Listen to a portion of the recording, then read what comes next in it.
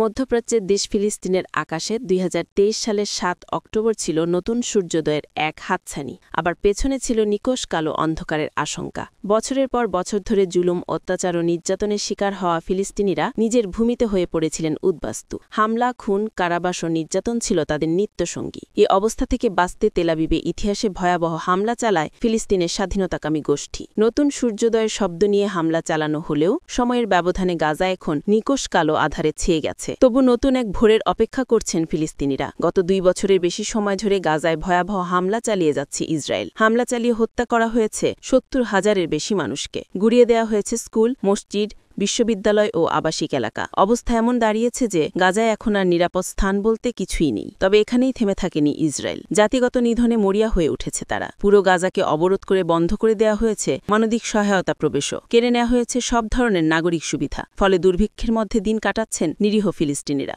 আন্তর্জাতিক সম্প্রদায় গাজায় জাতিগত নিধন বন্ধ করার আহ্বান জানালেও তাতে পাত্তা দিচ্ছে না তেল আবিব, গুরুত্ব দিচ্ছে না জাতিসংঘের আহ্বানকেও। এ অবস্থায় আন্তর্জাতিক সম্প্রদায় স্বাধীন ফিলিস্তিন রাষ্ট্র গঠনে তৎপর হয়েছে।